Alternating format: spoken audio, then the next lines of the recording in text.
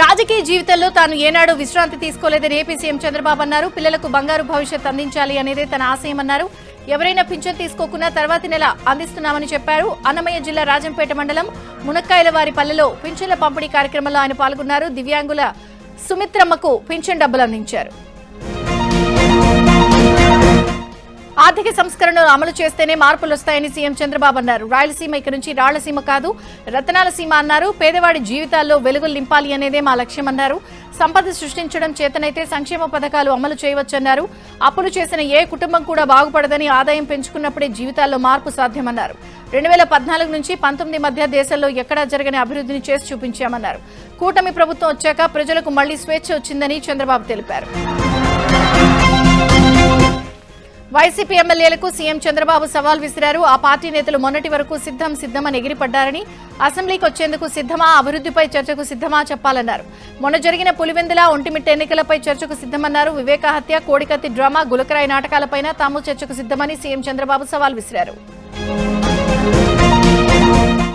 ఆంధ్రప్రదేశ్ ముఖ్యమంత్రిగా చంద్రబాబు తొలిసారిగా 1995 సెప్టెంబర్ 1న ప్రమాణ స్వీకారం చేశారు.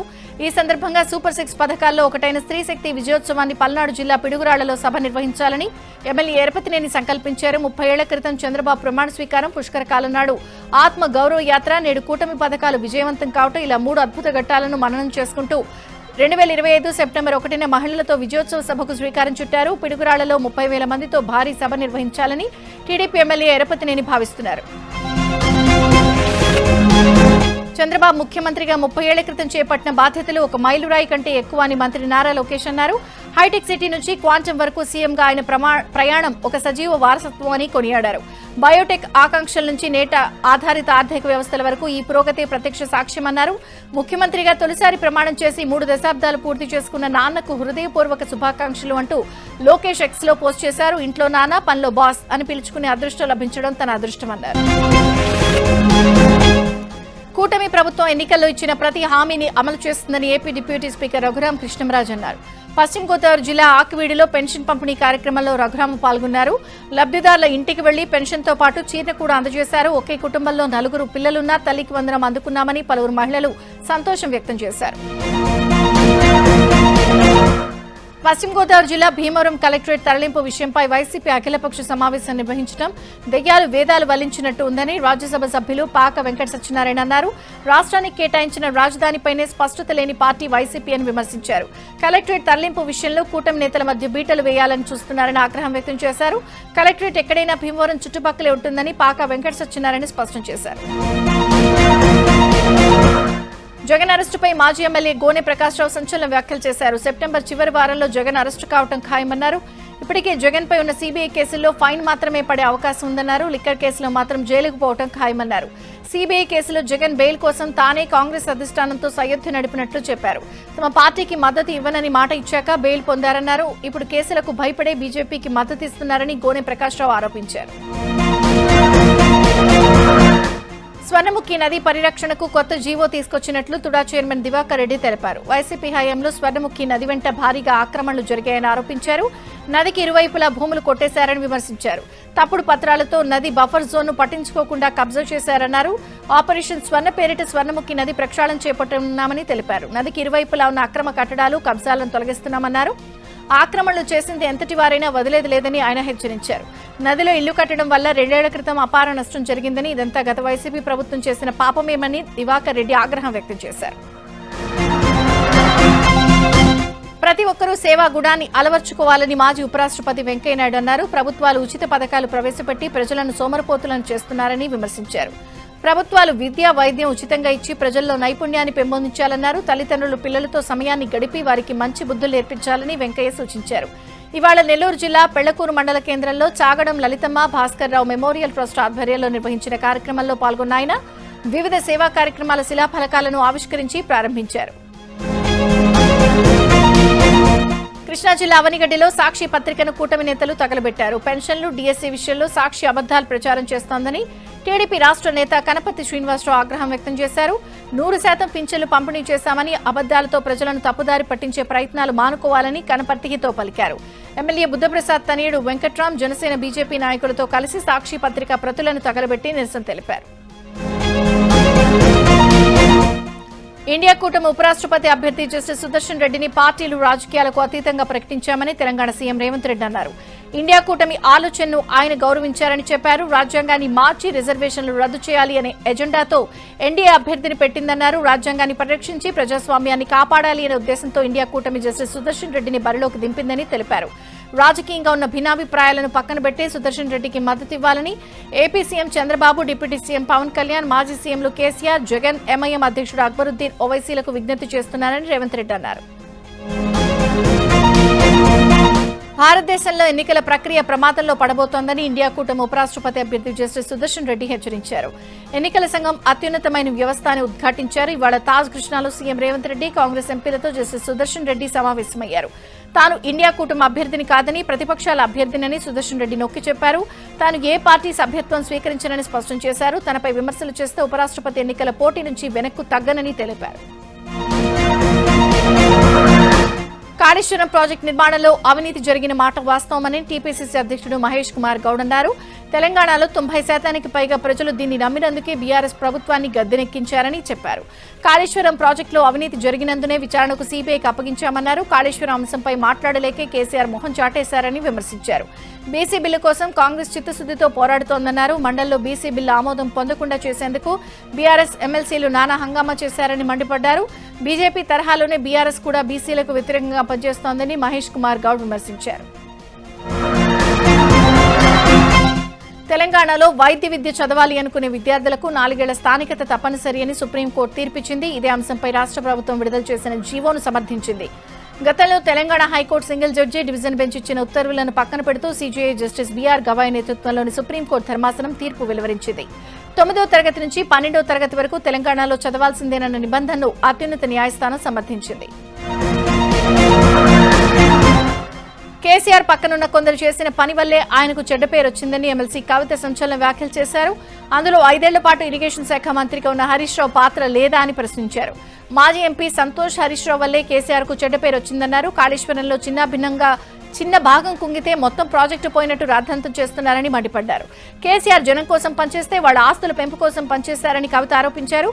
హరీష్ రావు, సంతోష్ రావు తనపై ఎన్ని కుట్రలు చేసినా నోరు మెదపలేదన్నారు. బీఆర్ఎస్ లో కోల్డ్ వార్ పీక్స్ కు చేరింది. హరీష్ రావు, సంతోష్ రావును కవిత టార్గెట్ చేస్తూ సంచలన వ్యాఖ్యలు చేశారు. ఈ క్రమంలో బీఆర్ఎస్ చేసిన ట్వీట్ ఆసక్తికరంగా మారింది. హరీష్ రావును 6 అడుగుల బుల్లెట్ అంటూ బీఆర్ఎస్ ట్వీట్ చేయడం చర్చనీయాంశంగా మారింది. సింహం సింగిల్ గానే వస్తుందని, కాంగ్రెస్ తప్పుడు ప్రచారాన్ని హరీష్ రావు తిప్పికొట్టారని బీఆర్ఎస్ తెలిపింది. కాళేశ్వరం ప్రాజెక్టుపై విచారణను సీబీఐకు రేవంత్ రెడ్డి సర్కార్ అప్పగించడంపై కేంద్ర మంత్రి బండి సంజయ్ కుమార్ స్పందించారు. కాళేశ్వరం ప్రాజెక్టుపై బీజేపీ వైఖరి నిజమని మరోసారి రుజువైందని ఉద్ఘాటించారు. కాళేశ్వరం అవినీతికి బీఆర్ఎస్ పూర్తి బాధ్యత వహించాలని కోరారు. కాళేశ్వరం అవినీతికి ముమ్మాటికి బీఆర్ఎస్ కారణమని ఎక్స్ వేదికగా బండి సంజయ్ ట్వీట్ చేశారు. కాళేశ్వరం అవినీతిపై సీబీఐ విచారణను బీజేపీ తొలిసారిగా కోరిందని గుర్తు చేశారు. కాంగ్రెస్ మాత్రం బీఆర్ఎస్ ను కాపాడుతూ ఆలస్యం చేసిందని ఆరోపించారు. ఫోన్ ట్యాపింగ్ వ్యవహారం డైలీ సీరియల్లా కొనసాగుతోందని బండి సంజయ్ విమర్శించారు. బీఆర్ఎస్ పార్టీలో గెలిచి ఇప్పుడు ఏ పార్టీలో ఉన్నాడో తెలియని ఎమ్మెల్యేలతో గద్వాల జిల్లా అభివృద్ధి కుంటుపడిందని ఎంపీ డీకే అరుణ అన్నారు. బీఆర్ఎస్ లో ఓడిపోయి అభివృద్ధి పేరులో ఇప్పుడు కాంగ్రెస్ లో చేరిన ఎమ్మెల్యే నేటికి గద్వాల జిల్లాను అభివృద్ధి చేయడంలో విఫలమయ్యారని విమర్శించారు. కాంగ్రెస్ అధికారంలోకి వచ్చాక ఇక్కడ ఎమ్మెల్యే రోడ్డుపై తట్టడు మట్టి కూడా వేయలేదని అరుణ విమర్శలు చేశారు. బీజేపీ ఆధ్వర్యంలో జోగులాంబ గద్వాల జిల్లాలో నిర్వహించిన బైక్ ర్యాలీలో డీకే అరుణ పాల్గొన్నారు. కోర్టులో ఉన్న సమస్యల పరిష్కారానికి కృషి చేస్తానని రంగారెడ్డి జిల్లా ప్రధాన న్యాయమూర్తి కర్ణకుమార్ అన్నారు. రంగారెడ్డి జిల్లా ఆమనగల్లో బార్ అసోసియేషన్ అధ్యక్షులు యాదిలాల్ ఆంజనేయుల ఆధ్వర్యంలో లయన్స్ క్లబ్, ఆమనగల్ సహకారంతో నిర్మించిన తాగునీటి సౌకర్యం కల్పించారు. కోర్టు ప్రాంగణంలో ఉచిత వైద్య శిబిరం, క్యాంటీన్ను రంగారెడ్డి జిల్లా న్యాయమూర్తి Karunakumar, junior court Amangal civil judge Katan Swarupa ప్రారంభించారు. అనంతరం ఆమనగల్ కోర్టు భవన పరిష్కారానికి స్థల సేకరణ, అదనపు కోర్టును కేటాయించాలని కోరుతూ జిల్లా ప్రధాన న్యాయమూర్తి కరుణకుమార్ కు వినతి పత్రం అందజేశారు. విజయవాడలో బుడమేరు వరద ముంపు సమస్యకు శాశ్వత పరిష్కారాలు తీసుకురావాలని కోరుతూ బుడమేరు ముంపు బాధితుల ఐక్యవేదిక ఆధ్వర్యంలో కలెక్టరేట్ వద్ద ధర్నా నిర్వహించారు. ఈ కార్యక్రమానికి సిపిఎం రాష్ట్ర నాయకుడు బాబురావు నేతృత్వం వహించారు. బుడమేరు వరద ముప్పును దృష్టిలో పెట్టుకుని ప్రభుత్వం 10,000 కోట్లు విడుదల చేయాలని బాబురావు డిమాండ్ చేశారు. తాత్కాలిక చర్యలు ముంపు సమస్యను తగ్గించలేమని, శాశ్వత పరిష్కారాలే ప్రజలకు భరోసానివ్వగలవు అని అన్నారు. అలాగే బుడమేరు వరద నీరు కృష్ణానదిలో కలిసేలా శాస్త్రీయంగా ప్రణాళిక రూపొందించాలని కోరుతూ జిల్లా కలెక్టర్కు వినతి పత్రం అందజేశారు. ఎన్టీఆర్ జిల్లా ఏకొండూరు మండలంలో ఎరువులు పక్కదారి పట్టడంపై ఏబిఎన్ ఆంధ్రజ్యోతిలో ప్రసారమైన కథనాలపై మండల వ్యవసాయ శాఖ అధికారి బండి సాయిశ్రీపై జిల్లా స్థాయి అధికారులు విచారణ చేపట్టారు. బండి సాయిశ్రీని సస్పెండ్ చేస్తూ అగ్రికల్చరల్ డైరెక్టర్ ఎస్ ఢిల్లీరావు ఉత్తర్వులు జారీ చేశారు. ఏవో సాయిశ్రీ యూరియాను ప్రైవేట్ డీలర్లకు మళ్లించారని ఆరోపణలు రావడంతో విచారణ చేపట్టిన అధికారులు ఆరోపణలు నిజమని తేల్చారు. దాంతో ఆయన సస్పెండ్ చేస్తూ ఉత్తర్వులు జారీ చేశారు. నాణ్యమైన భోజనం పెట్టడం లేదంటూ రోడ్డుపై బైఠాయించి విద్యార్థులు నిరసన తెలిపారు. భద్రాద్రి కొత్తగూడెం జిల్లా జూలూరుపాడు జిల్లా పరిషత్ ఉన్నత పాఠశాలలో తమకు మెనూ ప్రకారం భోజనం తయారు చేయడం లేదని పాఠశాల ఎదుట బైఠాయించి నిరసన తెలిపారు. కనీసం కూరలు వండకుండా రుచిలేని నీళ్లు చారుతో తమకు భోజనం పెడుతున్నారని విద్యార్థులు ఆవేదన వ్యక్తం చేశారు. రోజు ఇవ్వాల్సిన గుడ్డు కూడా ఇవ్వడం లేదని విద్యార్థులు చెబుతున్నారు. తమకు మంచి నాణ్యమైన భోజనం మెనూ ప్రకారం తయారు చేసి పెట్టాలని డిమాండ్ చేస్తున్నారు. తెలంగాణలో యూరియా కొరతతో రైతులు నానా ఇబ్బందులు పడుతూ ఉంటే నాగర్ కర్నూలు జిల్లా పెంటపల్లి మండలంలో మాత్రం దళాలు రెచ్చిపోతున్నారు. కృష్ణానది మీదుగా మరబోట్లో రాయలసీమకు యూరియా అక్రమ రవాణా చేస్తున్నారు. మల్లీశ్వరం నుంచి కపిలేశ్వరం, మాడుగుల, కొత్తపల్లి గ్రామాలకు యూరియా తరలిస్తున్నారు. ఓవైపు యూరియా అందక రైతులు ఇబ్బందులు పడుతూ ఉంటే అధికారులు చూసి చూడనట్లు వ్యవహరిస్తున్నారని రైతులు ఆగ్రహం వ్యక్తం చేస్తున్నారు. కేంద్రం పెంచిన పారితోషికాలు యథావిధిగా అమలు చేయాలని డిమాండ్ చేస్తూ కోఠీలోని ఆరోగ్య శాఖ కమిషనర్ కార్యాలయం దగ్గర తెలంగాణ ఆశా వర్కర్స్ యూనియన్ ధర్నా చేపట్టింది. ఫిక్స్డ్ వేతనం 18,000 వెంటనే నిర్ణయించి పెండింగ్ బకాయిలను చెల్లించాలని ఆశా వర్కర్లు డిమాండ్ చేశారు. కర్నూలు జిల్లా ఎమ్మిగనూరులో ఉల్లికి గిట్టుబాటు ధర కల్పించాలని రైతులు ధర్నా చేశారు. సోమప్ప సర్కిల్లో ఏపీ రైతు సంఘం ఆధ్వర్యంలో ఉల్లి రైతుల మెడకు ఉరితాళ్లు వేసుకుని వినూత్న నిరసన తెలిపారు. ఉల్లికి 3,000 రూపాయలు గిట్టుబాటు ధర కల్పించి కొనుగోలు చేయాలని ఏపీ రైతు సంఘం అధ్యక్షుడు రామచంద్రయ్య డిమాండ్ చేశారు. అనంతపురం జిల్లా తాడిపత్రిలో నకిలీ విత్తనాలపై రైతన్నలు నిరసన చేపట్టారు. తాడిపత్రిలోని మధు సాయి ట్రేడర్స్ దుకాణంలో కడప జిల్లా మద్దునూరు మండలం శెట్టివారిపల్లె గ్రామానికి చెందిన రైతులు మొక్కజొన్న విత్తనాలను కొనుగోలు చేశారు. మొక్కజొన్న విత్తనాలు వేసి 90 రోజులు గడుస్తున్నా మొక్కజొన్న కంకులు రాకపోవడం, వచ్చిన విత్తనాలు లేకపోవడంతో రైతులు కంగుతున్నారు. దీంతో 30 మంది రైతులు దుకాణం ఎదుట నిరసన తెలిపారు. అనంతరం తాడిపత్రి ఏడీఏ రవికి ఫిర్యాదు చేశారు. నకిలీ విత్తనాలు విక్రయిస్తున్న షాప్పై చర్యలు తీసుకుని తమకు న్యాయం చేయాలని డిమాండ్ చేశారు. విశాఖలోని జ్ఞానపురంలో అధికారులు నిర్లక్ష్యం పరాకాష్ఠకు చేరింది. ఓ వృద్ధురాలు బతికుండగానే చనిపోయిందని అధికారులు రికార్డులను నమోదు చేశారు. జగన్ ప్రభుత్వ హయాంలో తన తల్లి పేరు తొలగించారని వృద్ధురాలి కూతురు ఆరోపిస్తోంది.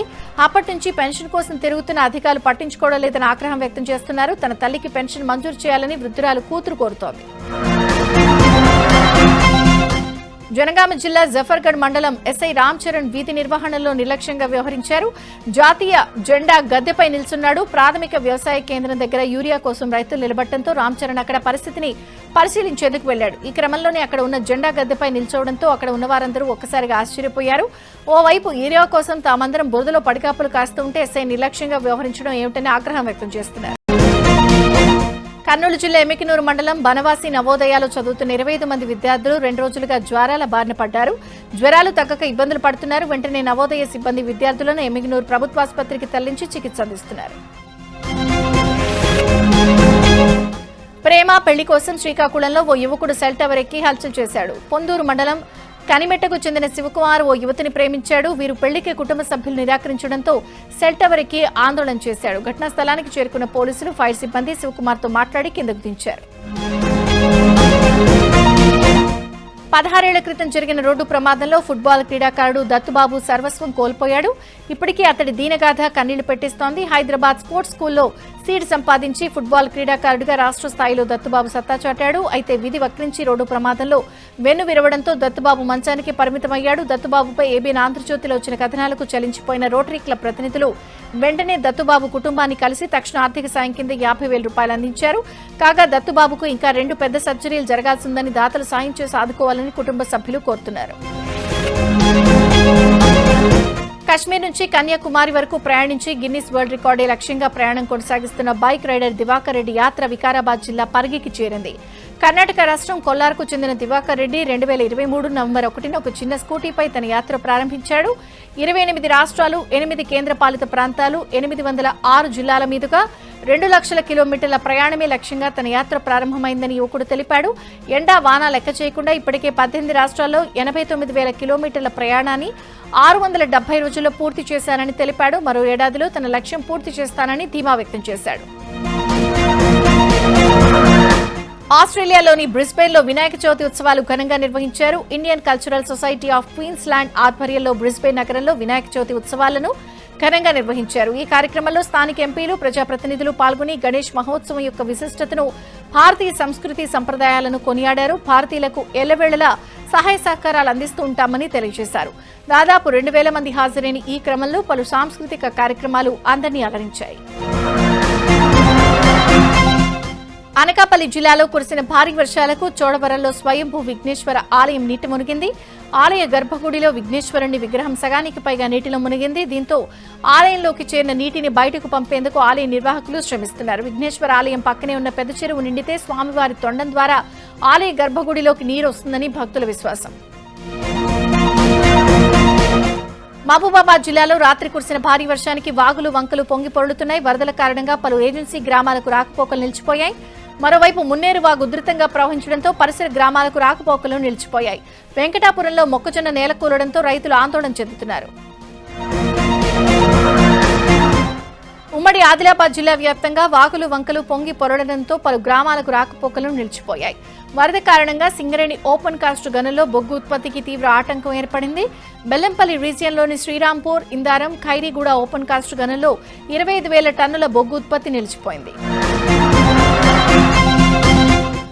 ఆదిలాబాద్ జిల్లాలో పలు ప్రాజెక్టుల్లోకి భారీగా వరద చేరుతోంది. కడెం, ఎల్లంపల్లి ప్రాజెక్టుల వద్ద హై అలర్ట్ ప్రకటించారు. ప్రాజెక్టుల గేట్లనెత్తి వరద నీటిని దిగువకు విడుదల చేస్తున్నారు. కడెం ప్రాజెక్టు 8 గేట్లు, ఎల్లంపల్లి ప్రాజెక్టు 19 గేట్లు ఎత్తి నీటిని దిగువకు విడుదల చేస్తున్నారు. కామారెడ్డి జిల్లా బీబీపేట్ మండలంలోని చెరువుకు మళ్లీ ప్రమాదం పొంచుంది. ఆదివారం రాత్రి కురిసిన వర్షానికి బీబీపేట్ చెరువు కట్ట మీద పెద్ద గుంత ఏర్పడింది. చెరువు కట్టపై ఏర్పడిన గుంతలో గ్రామస్తులు భయాందోళనకు గురవుతున్నారు. ఎప్పుడు గుంత ద్వారా నీటి ప్రవాహం వస్తుందో అని గ్రామస్తులు ఆందోళన చెందుతున్నారు. ఈ నేపథ్యంలో ప్రజలు అప్రమత్తంగా ఉండాలని అధికారులు సూచిస్తున్నారు. ఎన్టీఆర్ జిల్లా కొండపల్లి ఖిల్లాపై జలపాతాలు కనువిందు చేస్తున్నాయి. సహజ సిద్ధంగా పచ్చని చెట్ల నడుమ పుట్టిన జలపాతాలు ప్రకృతి ప్రేమికులను కట్టిపడేస్తున్నాయి. ప్రకృతి అందాలు చూసి పర్యాటకులు మంత్రముగ్ధులవుతున్నారు. భద్రత కల్పించి ఖిల్లాపైకి పర్యాటకులను అనుమతిస్తే పర్యాటకంగా మరింత అభివృద్ధి చెందుతుందని స్థానికులు చెబుతున్నారు. జగిత్యాల జిల్లాలో ఓ కుటుంబం చిట్టి చిలుకలను బారసాల చేశారు. జంబీగందకు చెందిన కాసారపు స్వాతి, ఆమె కుమారుడు మణితో కలిసి వారింట్లో పెంచుకునే 3 చిన్నారి చిలుకలకు బారసాల వేడుకలు చేశారు. బంధువులు, ముత్తైదులను పిలిచి భోజనాలు ఏర్పాటు చేసి సంప్రదాయబద్ధంగా ఈ వేడుకను నిర్వహించారు. జగిత్యాల జిల్లా ధర్మపురిలో 2 రోజుల క్రితం జరిగిన చోరీ కేసును పోలీసులు ఛేదించారు. 2 మైనర్లను అదుపులోకి తీసుకుని జువెనైల్ జస్టిస్ కోర్టులో హాజరుపరిచినట్లు జగిత్యాల డీఎస్పీ రఘుచందర్ తెలిపారు. ధర్మపురి పట్టణానికి చెందిన మల్లికార్జున్ అనే వ్యాపారి ఇంట్లో పట్టపగలే దొంగలు పడి బీరువాలోని 22 తులాల బంగారు ఆభరణాలు దోచుకెళ్లారు. బాధితుడి ఫిర్యాదుతో కేసు నమోదు చేసి పోలీసులు సీసీ ఫుటేజ్ ఆధారంగా 2 మైనర్లను అరెస్ట్ చేశారు. వారి నుంచి సొత్తును రికవరీ చేశారు. 2 రోజుల వ్యవధిలోనే కేసును ఛేదించిన పోలీసులకు డీఎస్పీ రివార్డు అందజేశారు. అనంతపురం జిల్లా గుమ్మగట్ట మండలం పూలగుంట గ్రామంలో అర్ధరాత్రి భారీ చోరీ జరిగింది. గంగారెడ్డి అనే వ్యక్తి ఇంట్లోకి చొరబడిన దొంగలు నిద్రిస్తున్న దంపతులపై మత్తుమందు చల్లి బీరువాలో ఉన్న 5 లక్షల విలువైన బంగారు నగలు, 2 లక్షల నగదును దొంగలు దోచుకెళ్లారు. గంగారెడ్డి భార్య ఉషారాణి మెడలోని చైన్ లాక్కెళ్లే క్రమంలో మెలకు వచ్చి గట్టిగా కేకలు వేయడంతో దొంగలు పారిపోయారని బాధితులు వాపోయారు. బాధితుల ఫిర్యాదుతో పోలీసులు సంఘటన స్థలానికి చేరుకుని ఆధారాలు సేకరిస్తున్నారు. రాయదుర్గం ఫ్లైఓవర్ కింద ట్రాలీ ఆటో బోల్తా పడింది. ఫ్లైఓవర్ కింద నుండి యూటర్న్ తీసుకుంటున్న కారుపై ట్రాలీ ఆటో బోల్తా పడింది. గచ్చివల్లి వైపు నుండి సోడా సీసా లోడ్తో వెళ్తున్న ఎలక్ట్రిక్ ఆటో కింద యూటర్న్ తీసుకుంటున్న కారుపై పడింది. వెంటనే కారులోని ఎయిర్ బెలూన్స్ ఓపెన్ కావడంతో పెను ప్రమాదం తప్పింది. ఉత్తరాది రాష్ట్రాల్లో వరదలు బీభత్సం సృష్టిస్తున్నాయి. జమ్మూ కాశ్మీర్లోని రాంబన్ జిల్లాలో వరుస మెరుపు వరదలతో ప్రజలు వణికిపోతున్నారు. మెరుపు వరదల కారణంగా గ్రామాలే తుడుచుకుపట్టుకుపోతున్నాయి. రోడ్డు, రహదారులు, బ్రిడ్జిలు, వంతెనలు కొట్టుకుపోయాయి. పలు ప్రాంతాల్లో కొండచర్యలు విరిగిపట్టడంతో రాకపోకలకు తీవ్ర అంతరాయం ఏర్పడింది. రాంబన్లో వరద ప్రభావిత ప్రాంతాల్లో జమ్మూ కాశ్మీర్ సీఎం ఒమర్ అబ్దుల్లా పర్యటించారు. ప్రభుత్వం తరపున అన్ని విధాలుగా అండగా ఉంటామని హామీ ఇచ్చారు. కుండపోత వర్షాలతో హిమాచల్ ప్రదేశ్ అతలాకుతలమైంది. మెరుపు వరదలు, కొండచర్యలు విరిగిపట్టడం వంటి ఘటనలతో తీవ్ర ప్రాణ ఆస్తి నష్టం జరిగింది. వరదల బీభత్సంతో మండి, కంగ్రా, చంబా, కిన్నార్, కులు వంటి జిల్లాలు తీవ్రంగా దెబ్బతిన్నాయి. కొండ చర్యలు విరిగిపడి పలు ప్రాంతాల్లో జనజీవనం పూర్తిగా స్తంభించిపోయింది. భారీ వర్షాల కారణంగా సంభవించిన రోడ్డు ప్రమాదాల్లో వందలాది మంది మృతి చెందారు.